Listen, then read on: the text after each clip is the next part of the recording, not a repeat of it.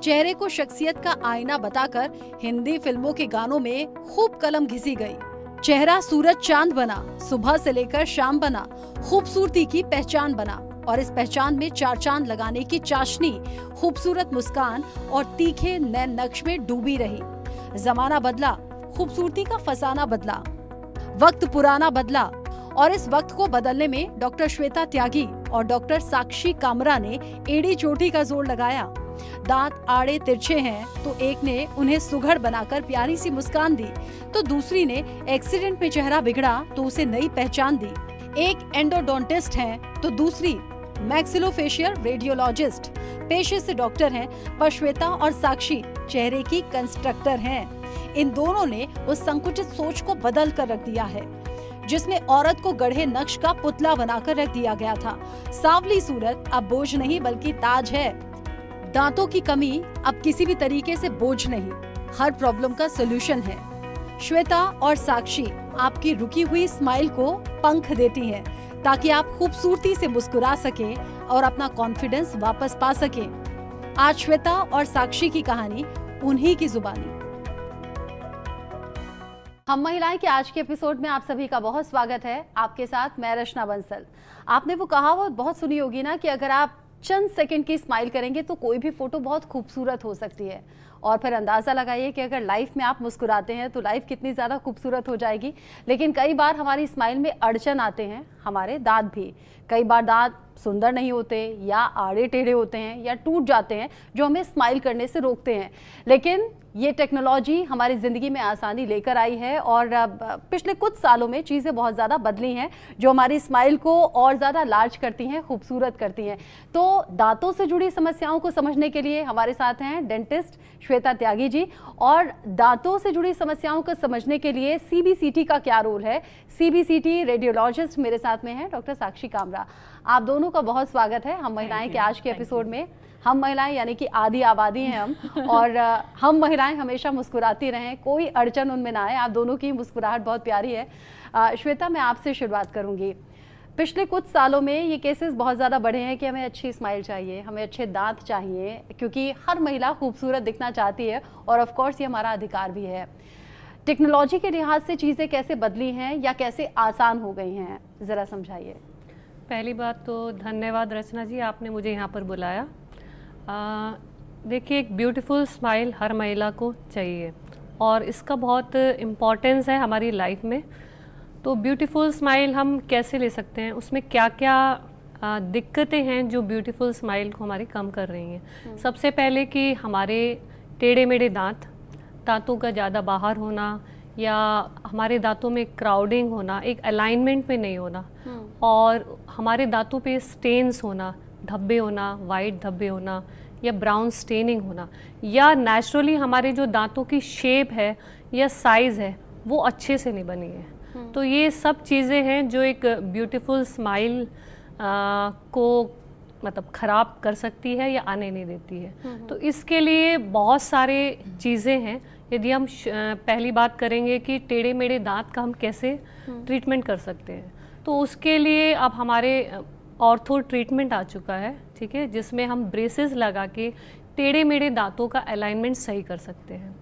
दूसरा, हमारा कभी कभार क्या होता है कि हमारी जो जॉ साइज़ है और दांतों की शेप है वो आपस में उनका मेल नहीं खाता है।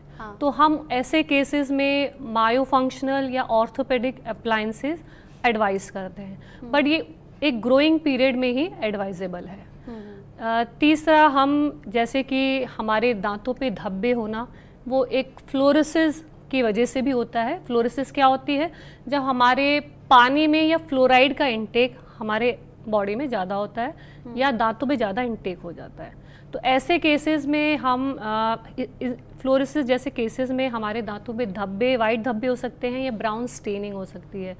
इसके लिए हम डेंटल विनियर्स एडवाइस करते हैं। डेंटल विनियर्स क्या होते हैं? डेंटल विनियर्स होता है कि हमारे जो दांत की बाहरी सतह है इसकी एक पतली सी लेयर को हटा के इसमें एक विनियर का शेल लाइक स्ट्रक्चर आते हैं जो लैब से बनते हैं, इम्प्रेशन दे के हम भेजते हैं, वो हम लगा सकते हैं।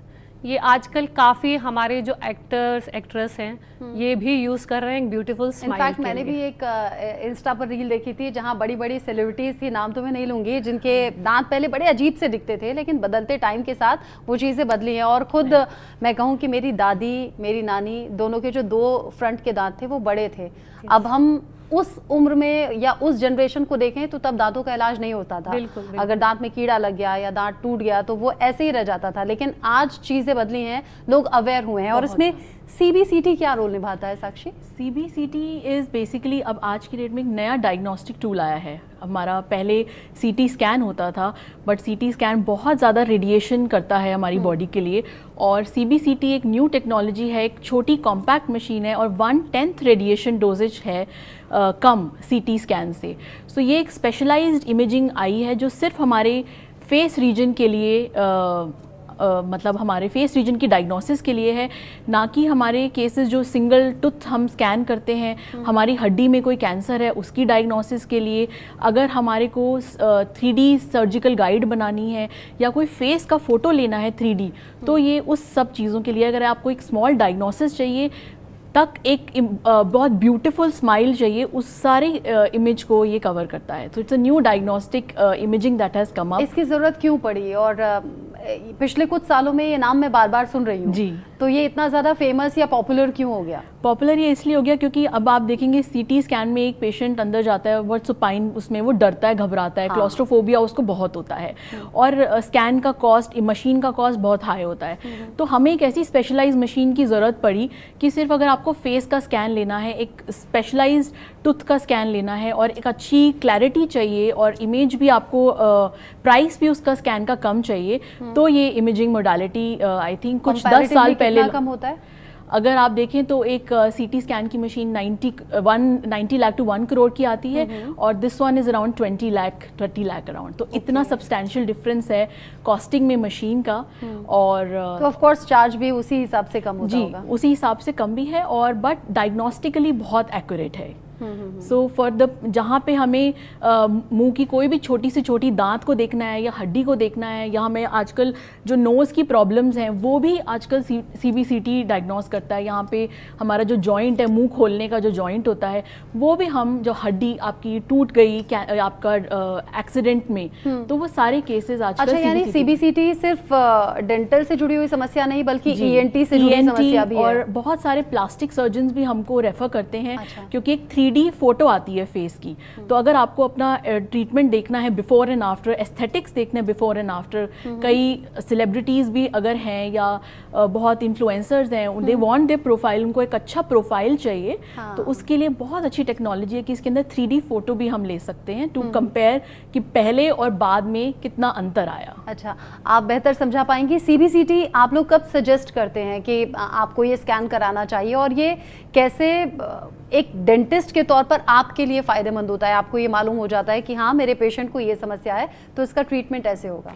देखिए, बीइंग एन एंडोडोंटिस्ट, हमारे केसेस में क्योंकि हम दांत के अंदर रूट कैनाल ट्रीटमेंट से हम रिलेट करते हैं, तो हमें उसमें दांतों की रूट्स और दांतों के अंदर कितनी कैनाल हैं, नंबर ऑफ कैनाल, उस चीज़ से हम डील करते हैं। तो कभी कभार क्लिनिकली क्या होता है या रेडियोग्राफिकली भी आप कुछ कैनाल्स को मिस कर सकते हो, कुछ एसेसरी कैनाल्स होती हैं, कुछ लेटरल कैनाल्स होती हैं जो आप नहीं फाइंड आउट करते। तो ऐसे केसेस में हम CBCT के लिए एडवाइस करते हैं। बहुत सारे हमारे जैसे मिसिंग टूथ के केसेस हैं जिसमें हमें रिप्लेसमेंट करना है, तो वहाँ पे इम्प्लांट एडवाइस होता है, which is a very advance modality. अच्छा, एक बात और, ये ज़रूरी क्यों है? क्योंकि अगर सबके दांत एक जैसे नहीं है तो ऑफ कोर्स दांतों के रूट और जो बोन्स है वो भी एक से नहीं होंगे। हर पेशेंट में नंबर ऑफ रूट्स डिफरेंट हो सकती हैं। In fact it very with patients. Okay, सो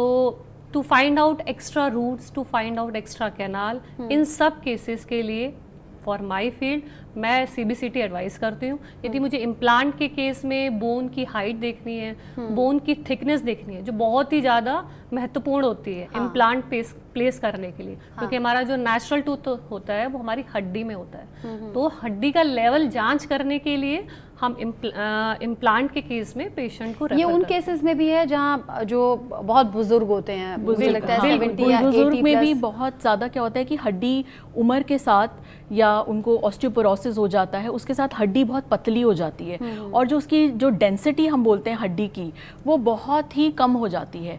तो ये स्कैन कराना बहुत ज़रूरी होता है ताकि हम अंदर से हड्डी की डेंसिटी जान पाएँ, हड्डी कितनी लंबी है, अंदर जो हमारी नर्व्स हैं उसके आसपास तो हमारा डिस्टेंस कितना है, तो उसी हिसाब से हमें इम्प्लांट का रेफरेंस देना पड़ता है। 80+ एक बुजुर्ग थे और वो अपनी दांतों की समस्या बता रहे थे, तो उन्होंने सोचा 1-2 दांत बचे हुए थे कि इन्हें निकलवा कर मैं वो जो बूढ़े बुजुर्ग पूरा ब्रिसल्स लगवा लेते हैं, नकली दांत लगवा लेते हैं, उसके लिए तो डॉक्टर ने कुछ गलत तरीके से वो लगाए जो फिट नहीं बैठे और अब जितने भी उम्र की उनकी जीवन बचा है तो वो सिर्फ लिक्विड पर, अब लिक्विड डाइट पर आ गए हैं।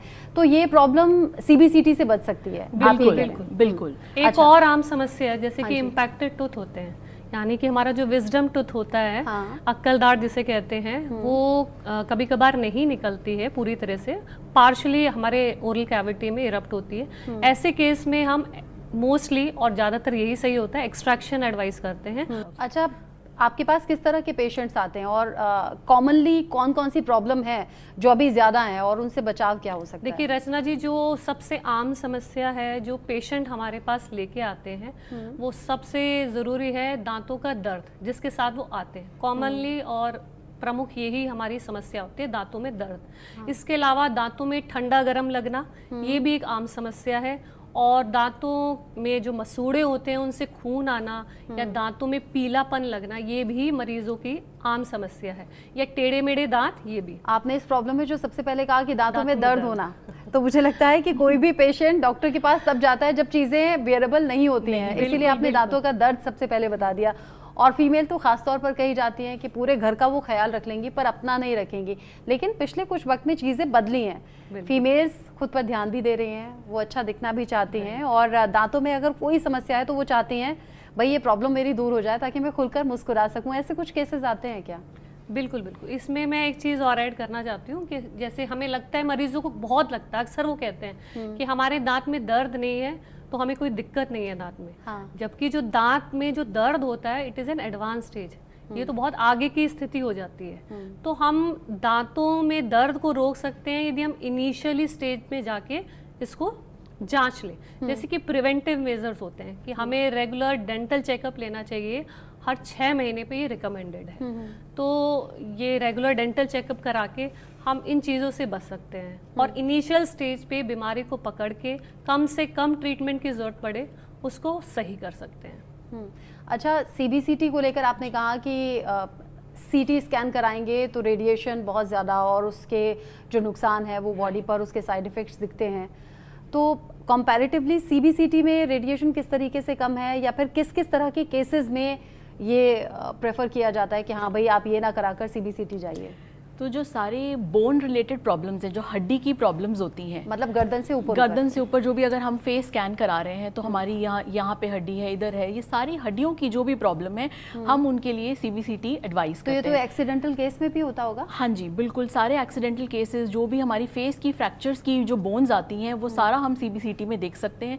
जो डिसएडवांटेज आता है वो आता है कि अगर हमें कोई मसूड़े से रिलेटेड प्रॉब्लम है या हमारी स्किन कोई स्वेल हो गई है, स्वेलिंग रिलेटेड जो प्रॉब्लम्स होती हैं, उस केसेस में हम पेशेंट को कॉन्ट्रास्ट एनहांस CT के लिए भेजते हैं, हम उन केसेस में CBCT एडवाइस नहीं करते। अच्छा, ये तो प्रेगनेंसी के केस में भी तो इन सब चीज़ों से बचा जा सकता है कि कहते हैं ना कि आप केमिकल से दूर रहिए या रेडिएशन से दूर रहिए। जी रचना जी, बिकॉज प्रेगनेंसी एक बहुत इम्पॉर्टेंट इशू है व्हेन इट कम्स कि हम कब किस समय पे स्कैन को एडवाइस करें। और ये कहा जाता है कि फर्स्ट और थर्ड ट्राइमेस्टर पे आप बिल्कुल भी CBCT या किसी भी रेडियोलॉजिक स्कैन के लिए जहाँ रेडिएशन इन्वॉल्व होती है वहाँ आप ना जाएं।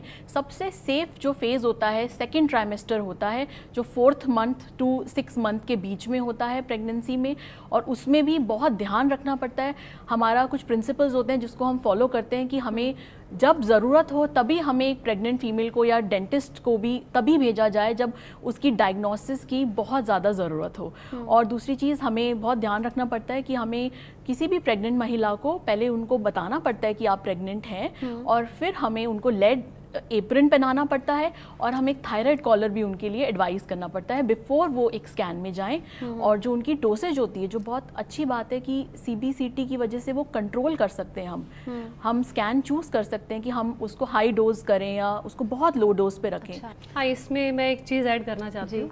जैसे कभी भी आप प्रेगनेंस महिलाओं के लिए स्पेशली, क्योंकि जब भी हम प्लान कर रहे हैं प्रेगनेंसी, हमें हमेशा उससे पहले प्रिवेंटिवली डेंटल चेकअप ज़रूर लेना चाहिए, ताकि हम उसको पहले ही सही कर सकें, ट्रीटमेंट ले सकें।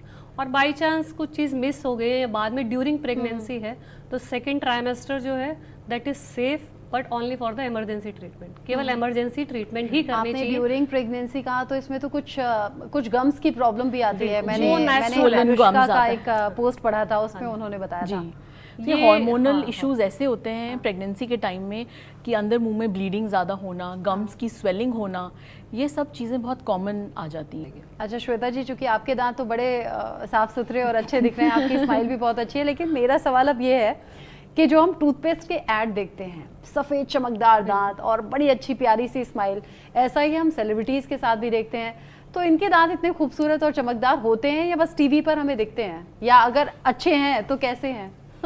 देखिए, एक अच्छे खूबसूरत दांत के लिए केवल एक ही सबसे अच्छा तरीका और जो होना चाहिए, दांतों की सफाई हमें अच्छे से करनी चाहिए। यानी कि दांत तो सभी साफ करते हैं। हाँ। अक्सर मरीज हमारे पास यही आके कहते हैं कि डॉक्टर साहब हम तो 2 बार दिन में 2 बार सफाई करते हैं, तब भी हमारे दांत पीले हैं या हमारे कैविटी लग गई है, कीड़ा लग गया है। तो हमें बर्थ भी होते हैं ना कि थोड़ा येलोइश टोन में, कुछ बाय बर्थ हमारे दांतों में भी कुछ डिफेक्ट होता है। हाँ। जो प्रिवेंटिव मेथड में आता है, जो हमें इनिशियल स्टेज पे सही करना चाहिए। दांतों की अच्छी स्माइल के लिए, दांतों के अच्छे रहने के लिए, उसके लिए बस एक ही तरीका है रचना जी, दांतों को अच्छे से साफ करना, नियमित रूप से दिन में 2 बार करना जो रिकमेंडेड है। इसके अलावा डेंटल फ्लॉस दिन में 1 बार हमें ज़रूर यूज़ करना चाहिए, जो दांतों के बीच की सतह को साफ करता है। नॉर्मल टूथपेस्ट भी यहाँ पे मैं बोलना चाहूँगी कि आप अगर अपना टूथपेस्ट यूज़ कर रहे हैं तो एक SLS और एक पैराबिन फ्री टूथपेस्ट यूज़ करें, बिकॉज मार्केट में जो टूथपेस्ट आते हैं उसमें SLS होता है। तो हमारे लिए वो बहुत इंपॉर्टेंट है कि जो टूथपेस्ट हम यूज़ करें इन केमिकल्स फ्री यूज़ करें। और ये पहचान कैसे होगी? आप लेबल पढ़िए। अच्छा, क्योंकि सोशल मीडिया पर ही देखा है कि सरसों का तेल लिया, नमक लिया और फिर उससे मसाज किया तो ये प्रॉब्लम नहीं होगी, ऐसा नहीं होगा, लौंग से हो जाएगा। ये सब मिथ है या सच में काम करते हैं? बिल्कुल ये मिथ है रचना जी। सही तरीका मैंने आपको बता दिया, दांतों को सही रखने का है कि आपको अच्छे से सफाई करनी है जी। ठीक है, आप किस तरह से कर रहे हैं, अब इसी की बात हुई तो सही तरीका भी मैं बताना चाहती हूँ। दांतों को सही और वो सही तरीके में, चूंकि बुजुर्गों की भी हमने बात की, नीम की दातुन या मंजन, ये सब चीजें अभी है क्या? नहीं, ये सब मिथ है। वो अलग बात है, आज के ज़माने में ऐसा तो नहीं है कि कोई अफोर्ड नहीं कर सकता टूथब्रश या पेस्ट। यदि कुछ ऐसे लोग भी हैं तो कम से कम नीम का दातुन तो एटलीस्ट करना चाहिए, बट वो सब मिथ है। ये दांतों की जो ऊपर की परत होती है उसमें उसको इरोड करता है, उसको घिसता है, तो इसके अंदर अब्रेजिव कंटेंट या जो घिसने वाले प्रॉब्लम, जो कीटाणु होते हैं, कीटाणु तो नहीं मैं बोलूँगी, पदार्थ होते हैं घिसने वाले, वो ज़्यादा होते हैं। तो इन सब से अब हम जब भी बड़े बूढ़ों को देखते हैं वो बहुत ज़ोर से यूज़ करते हैं दातुन, तो वो दांत की ऊपरी परत को रिमूव कर देते हैं। तो इसी वजह से आजकल ये मिथ्स है कि दातुन और ये जो दंत मंजन आते हैं आपके दांत को साफ रखते हैं, बट ऐसा नहीं है। देखो, दांतों के सही तरीका केवल ये नहीं है कि हमें बहुत हार्ड टूथ ब्रशिंग करनी है, कि बहुत प्रेशर लगा के करेंगे तो दांत चमक जाएंगे, नहीं। दांतों में जो टूथ ब्रश है बहुत सॉफ्टली हमें यूज़ करना चाहिए। सही तरीका ये है कि हमें दांतों की हर सतह को साफ करना है, चाहे वो अंदर की है, बाहर की है, कहीं की भी, हर दांत की हर सतह को हमें सॉफ्टली टूथब्रश से क्लीन करना चाहिए। हमें ध्यान रखना चाहिए कि जो हमारा ब्रश होना चाहिए वो 45 डिग्री के एंगल पे जिंजैवा की यानी कि मसूड़े की तरफ होना चाहिए। जहां हमारा दांत और मसूड़ा मिलता है वो that is a very important area, बहुत महत्वपूर्ण एरिया है जहाँ पे हमें स्ट्रोक्स देने चाहिए। और हमारे जो स्ट्रोक्स या मूवमेंट होनी चाहिए टूथब्रश की, वो कम से कम 15 से 20 होनी चाहिए, जो रिकमेंडेड है। यहाँ कुछ ऑडियंस में बच्चियाँ भी हैं जो आपसे बात करना चाहती हैं। हेलो मैम, मेरा नाम सोनाली है और मेरे दांत बचपन से बाहर थे, तो मैंने कुछ सालों के लिए ब्रेसेस लगवाया था और अभी लास्ट मंथ ही मेरे ब्रेसेस निकले हैं। तो क्या ऐसा होता है कि ब्रेसेस निकलने के बाद दांत वापस अपने पोजीशन में आ जाते हैं? हाँ जी, ये हो सकता है यदि आप ट्रीटमेंट पूरा नहीं ले रहे हैं। ट्रीटमेंट आपको पूरा लेना है। ब्रेसेस का ट्रीटमेंट तो होता ही है, उसके बाद हम रिटेनर भी देते हैं जो हम पेशेंट को लगाने चाहिए। कई बार पेशेंट बीच में ही ट्रीटमेंट को छोड़ के रह जाते हैं, तो हमें ट्रीटमेंट पूरा कंप्लीट करना चाहिए, जो कम से कम 1 से 1.5 साल का होता है। और उसके बाद रिटेनर्स भी लगाने बहुत ज़रूरी है। Hello ma'am, my name is Anshika and ma'am मेरा क्वेश्चन ये है कि जैसे आजकल की जो युवा पीढ़ी है वो बहुत ज़्यादा अल्कोहल और टोबैको का कंजम्पशन हो गया या फिर जंक फूड का हो गया, तो बहुत ज़्यादा बढ़ गया है। तो फिर इससे क्या कोई असर हो सकता है हमारे एथलीट्स पे? बिल्कुल, देखिए अच्छा क्वेश्चन है। ये जो हमारे फास्ट फूड हैं, ये सारी हमारे चिपचिपे खाने की चीज़ें हैं। तो हम जनरली पेशेंट को, मरीज़ों को यही बताते हैं, जो भी फूड जिसमें शुगर इंटेक ज़्यादा है और चिपचिपी चीज़ें हैं वो हमें अवॉइड करनी चाहिए, क्योंकि उससे दांतों में कीड़े लगने के ज़्यादातर चांसेस होते हैं। अल्कोहल और टोबैको च्यूइंग, ये दोनों ही चीज़ हमारे सेहत के लिए और दांतों के लिए बिल्कुल सही नहीं है। एक्सेसिव इंटेक करना अल्कोहल का या टोबैको च्यूइंग करना, ये सब हमारे दांतों को तो नुकसान पहुंचाते ही हैं, साथ में ही ओरल कैंसर होने का भी चांसेस बहुत रहते हैं। अच्छा, ओरल कैंसर का चूंकि आपने जिक्र किया, तो CBCT में तो ओरल कैंसर भी स्कैन होता होगा? बिल्कुल, ये सारा अंदर हर तरीके का स्कैन होता है। मतलब जो बोन है वो हमारी बहुत तरीके की विजुअल्स देती है। कई बारी एक सिंपल सा स्मॉल छोटा सा बीमारी होता है अंदर बोन के अंदर, कई बारी बहुत वो वाइड स्प्रेड हो जाता है। कैंसर हम बहुत इजीली डायग्नोस भी कर सकते हैं। अगर हमारा लंग का कैंसर है तो वो हमारा हड्डी में भी कैंसर आ सकता है, जो फेस की बोन होती है। तो 3-4 तरीके के कैंसर होते हैं और कैंसर की जो स्टेजिंग होती है, हमें कैंसर को कैसे डायग्नोस करना चाहिए और किस लेवल पे कैंसर को ट्रीट करना चाहिए। जैसे अगर आप जल्दी डिटेक्ट कर देंगे कैंसर को तो उसका इलाज भी इंडिया में है और वो जल्दी डिटेक्ट हो जाता है। तो ये CBCT बहुत इंपॉर्टेंट हो जाता है for an early detection of हमारा बोन का कोई भी प्रॉब्लम है या कैंसर है। अच्छा, कैंसर के साथ साथ श्वेता जी, ये तो दांतों के ट्रीटमेंट के लिए भी है कि अगर अर्ली डायग्नोज हो जाएगा तो उसे ठीक करना या ट्रीट करना आसान होगा, और एक वो स्टेज भी है जिसमें आप वहाँ तक पहुँचे ही ना, ऐसी कोई बीमारी आए ही ना। बिल्कुल, देखिए हम जो है ट्रीटमेंट को 3 स्टेज में डिवाइड कर सकते हैं, प्रिवेंटिव, इंटरसेप्टिव और क्यूरेटिव। प्रिवेंटिव में हमें बीमारी लगनी नहीं चाहिए, उससे बचाव के लिए कुछ चीज़ें कर सकते हैं। जैसे कि मैंने आपको बताया, बच्चों में जन्म से ही दांतों में जो गड्ढे होते हैं, pit and fissure sealant use करके। और बच्चों के ही रिगार्डिंग में बात करना चाहती हूँ, यदि जो छोटे बच्चे होते हैं उनको हमें बॉटल फीडिंग नहीं करानी चाहिए। और हाँ, ये मैंने सुना है, बॉटल फीडिंग के सिस्टर के वो थंब ऐसे मुंह में डालने लगी थी, उसके दांत बाहर आ गए। बिल्कुल, वो जो पूरा आपका बोन का जो विड्थ होता है और जो बोन की ग्रोथ होती है उसको हैम्पर करता है। बॉटल फीडिंग नहीं करानी चाहिए, और स्पेशली बॉटल फीडिंग करते करते बच्चे को नहीं सुलाना चाहिए। इससे हमारे कई सारे दांतों में एक साथ कीड़ा लगता है। ठीक है, एक ये है। बाकी हमें, और तीसरा हमें ये करना चाहिए कि बच्चों के मुंह में जैसे ही दांत आता है तब तो हमें सफाई करनी है, उससे पहले हमें जब तक बच्चों के दांत नहीं आते हैं मुंह में, हमें मसूड़ों की भी सफाई रखनी है। कैसे रख सकते हैं? एक पतला साफ कपड़ा लेके उसको गीला करके हम मसूड़ों को साफ कर सकते हैं, या बाजार में सिलिकॉन कप आते हैं जिनसे हम उन मसूड़ों की सफाई कर सकते हैं। चौथा, यदि दांत आने शुरू हो गए हैं, जैसे हमारे मुंह में दांत आते हैं बच्चों के, तब हमें टूथब्रश से उसकी सफाई करनी चाहिए, बट पेस्ट यूज़ नहीं करना चाहिए। टूथपेस्ट हम तभी यूज़ करते हैं जब बच्चे को थूकना आ जाता है। जब तक उसको थूकना नहीं आता है तब हम केवल ब्रश को गीला करके उससे दांतों की सफाई कर सकते हैं, क्योंकि यदि फ्लोराइड का इंटेक ज़्यादा हो गया तो उससे फ्लोरोसिस जैसी बीमारियां भी होती हैं, जिसमें हमारे दांत कमज़ोर हो जाते हैं, धब्बे, वाइट धब्बे और ये स्टेन्स वगैरह आ जाते हैं। कुछ और भी सवाल हैं? नमस्ते मैम, मेरा नाम कनिष्का है और मेरा सवाल ये है कि हम रोज़ ब्रश करते हैं, उसके बावजूद भी हमारे मुंह से स्मेल आती है, उसके कारण क्या है और उसे हम कैसे ठीक कर सकते हैं? मुंह की जो स्मेल होती है उसका बहुत कारण होता है कि आप किस प्रकार का खाना खा रहे हैं। जैसे डॉक्टर ने बताया कि अगर आप बहुत ज़्यादा फैटी फूड और शुगरी आइटम्स कंज्यूम करेंगे तो आपको जल्दी ही मुंह के अंदर स्मेल बिगिन हो जाएगी। तो जिस तरीके का आप खाना खाते हैं, आप अपनी मुंह की सफाई किस तरीके से करते हैं, उससे बहुत फ़र्क पड़ता है कि आप ब्रश सही से कर रहे हैं नहीं कर रहे। जैसे इंटरडेंटल फ्लॉस आपको यूज़ बहुत इंपॉर्टेंट है करना, क्योंकि दांत की जो बीच की जो गैप है उसमें भी बहुत सारा आपका माइक्रो ऑर्गेनिजम्स फंस जाता है जो मुंह की अंदर स्मेल प्रोड्यूस करता है। तो आपको अपना खाना बहुत साफ़ रखना है, अच्छा हेल्दी ग्रीन लीफी वेजिटेबल्स खाना है, फ्रूट्स आपको अच्छे रखने हैं, आपको जंक फ्रूट और जंक डाइट से अपने आप को बचाना है, और शुगर इनटेक बहुत कम रखना है अपने माउथ के अंदर।